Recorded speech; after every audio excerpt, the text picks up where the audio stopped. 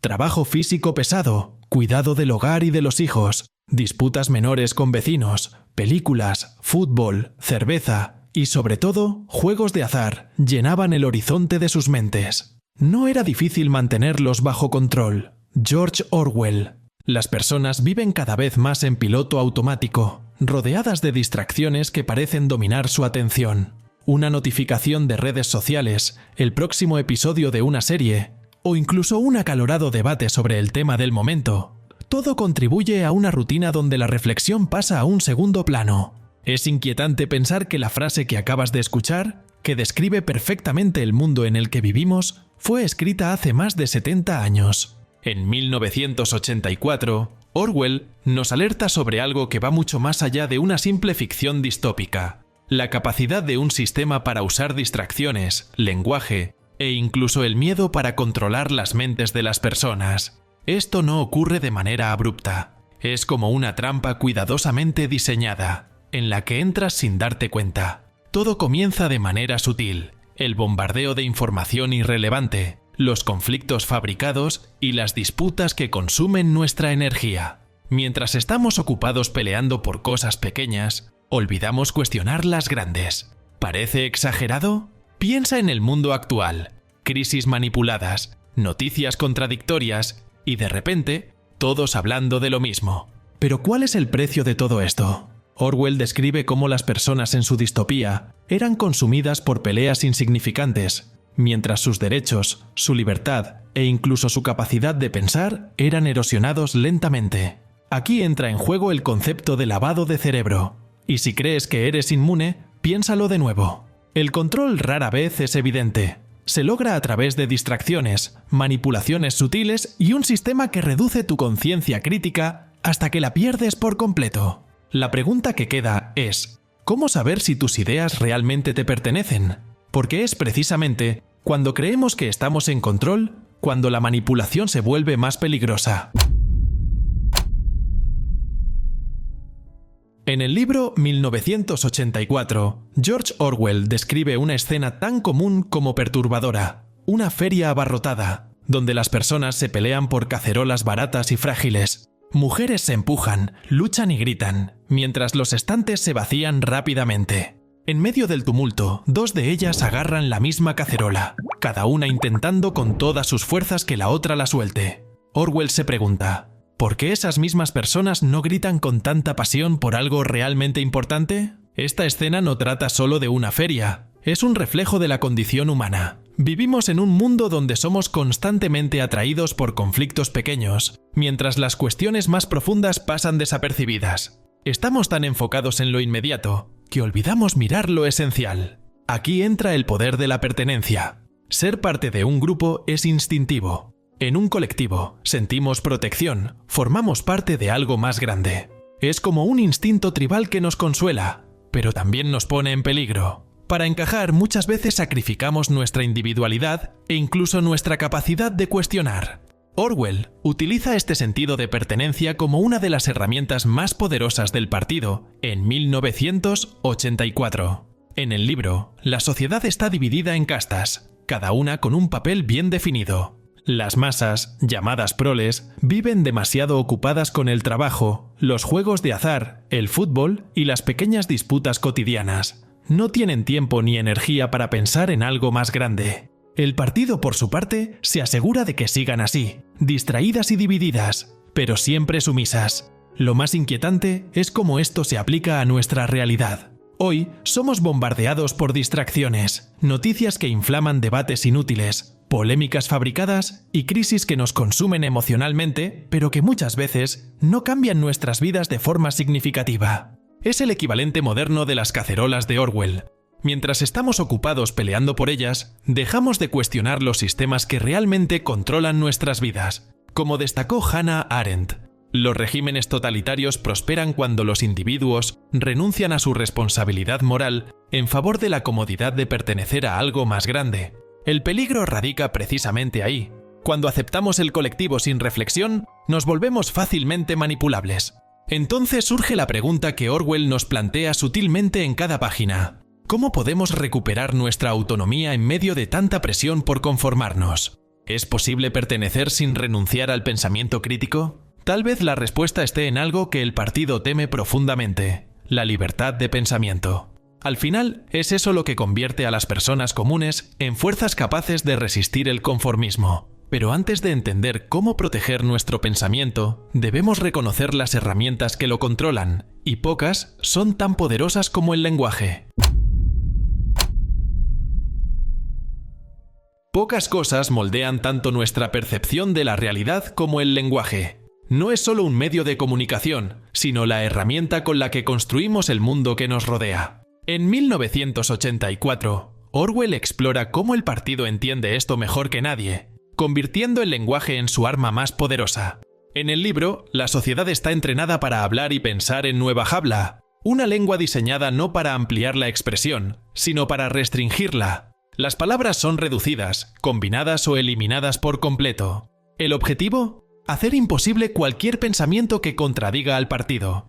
Después de todo, si no puedes expresar una idea, ¿cómo podrías articularla o siquiera comprenderla? Uno de los conceptos más inquietantes de la nueva habla es el llamado doble pensar. Este obliga a las personas a creer en dos ideas contradictorias al mismo tiempo y aceptarlas como verdaderas. Así es como eslóganes como "la guerra es paz", "la libertad es esclavitud" y "la ignorancia es fuerza" no solo se vuelven aceptables, sino dogmas incuestionables. Ahora, piensa en cómo esto se refleja en la actualidad. Frases simples, repetidas incesantemente, se convierten en verdades indiscutibles. Discursos cuidadosamente construidos ocultan intenciones reales, mientras las palabras son manipuladas para confundir en lugar de aclarar. ¿Un ejemplo? Términos vagos como seguridad nacional, progreso o bien común son usados para justificar desde vigilancia masiva hasta recortes en derechos básicos. Orwell nos muestra que el control del lenguaje es el control de la realidad. Y esto no es solo una metáfora. Cuando estamos expuestos constantemente a palabras y narrativas distorsionadas, nuestra capacidad de pensar críticamente se erosiona. Filósofos como Wittgenstein ya lo habían dicho: los límites de mi lenguaje significan los límites de mi mundo. Si no podemos nombrar algo, ¿cómo podemos luchar por ello? Pero el lenguaje no es solo un campo de control, también es una herramienta de resistencia. En 1984, Winston encuentra pequeñas formas de subvertir el sistema, como escribir en un diario. Desafía al partido utilizando palabras para recuperar su individualidad. Esa misma estrategia está a nuestro alcance: expandir nuestro vocabulario, cuestionar las palabras que escuchamos y aprender a identificar manipulaciones. Y aquí está el mayor peligro. La manipulación del lenguaje es sutil, casi imperceptible. No necesita ser impuesta con fuerza. Basta con que aceptemos lo que se nos da sin cuestionar. La verdadera libertad comienza cuando podemos mirar más allá de las palabras y ver las intenciones detrás de ellas. Si el lenguaje puede moldear el mundo, ¿cómo podemos asegurarnos de que sea utilizado a nuestro favor? La respuesta está en algo que Orwell deja implícito: la capacidad de pensar por nosotros mismos. Esto nos lleva a la siguiente cuestión: ¿cómo mantener la conciencia individual en un mundo que constantemente intenta apagarla? ¿Qué define la verdad? En un mundo donde las narrativas se confunden y las opiniones se moldean en segundos, ¿cómo saber si lo que creemos es real? George Orwell responde: hay verdad y hay falsedad. Y si te aferras a la verdad, incluso si todo el mundo está en tu contra, no estarás loco. Esta frase encapsula la lucha de Winston Smith, el protagonista de 1984. Rodeado de vigilancia y control, descubre que la mayor prisión no está afuera, sino dentro de la mente. Su lucha no es contra el partido, sino contra lo que el partido intenta implantar en él: la aceptación de una realidad fabricada. En el Ministerio de la Verdad, Winston trabaja reescribiendo el pasado. Un simple error tipográfico en el registro de un discurso puede significar la reescritura de décadas de historia. Aquí, Orwell nos presenta una de sus ideas más perturbadoras: quien controla el pasado, controla el futuro. Quien controla el presente, controla el pasado. Esta manipulación no se limita al mundo de 1984. En la realidad, reescribir el pasado siempre ha sido una herramienta de poder. Las narrativas históricas son moldeadas para justificar acciones presentes y proyectar futuros deseados. como advirtió George Santayana. Aquellos que no recuerdan el pasado están condenados a repetirlo.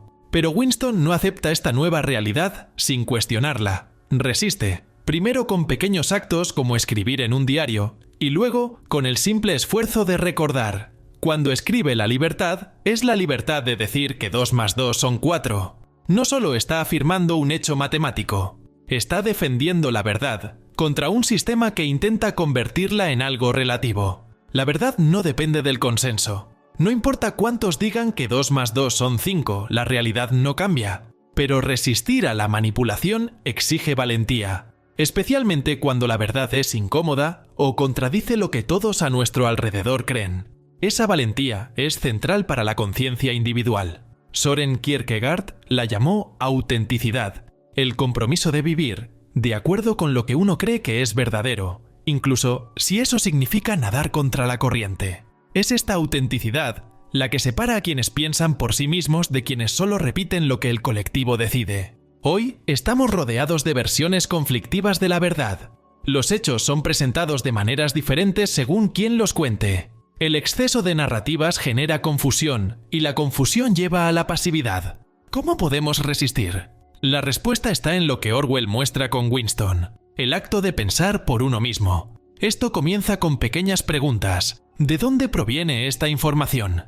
¿Quién se beneficia de esto? ¿Tiene sentido para mí? Al cultivar este hábito, creamos un espacio mental donde la manipulación no puede entrar. La verdadera libertad requiere más que pensamiento crítico. Requiere coraje. Coraje para enfrentarse a lo que nos dicen que es verdad, para cuestionar lo que todos a nuestro alrededor aceptan y, sobre todo, para confrontar nuestros propios miedos. Porque, al final, el mayor enemigo de la libertad no es la opresión, sino el miedo. En 1984, el partido no gobierna solo con fuerza o manipulación de la verdad. Su dominio se basa en el miedo, un miedo constante y omnipresente, no solo al castigo físico, sino a enemigos invisibles, al caos, a lo desconocido. Es este miedo el que paraliza, que mantiene a la población sometida y que convierte incluso al más valiente en una pieza obediente de una maquinaria opresora. En el libro, las superpotencias, Oceanía, Eurasia y Estasia, están en guerra constante. Pero esta guerra no tiene vencedores ni vencidos. Existe para justificar sacrificios, escasez y vigilancia. Como Winston descubre, el verdadero propósito del conflicto no es la victoria, sino el control. El miedo a la guerra mantiene a las personas dependientes del partido, mientras las priva de recursos y libertades. La Semana del Odio es otro ejemplo de cómo se utiliza el miedo como arma. Durante este evento, las masas dirigen su ira hacia enemigos externos, muchas veces ficticios. El resultado es una falsa sensación de unidad en torno al partido, que se presenta como el único protector frente a estos enemigos. Orwell nos muestra que el miedo puede ser canalizado para moldear emociones y comportamientos, convirtiéndolo en una de las herramientas más eficaces de manipulación. Ahora, reflexiona sobre el mundo actual.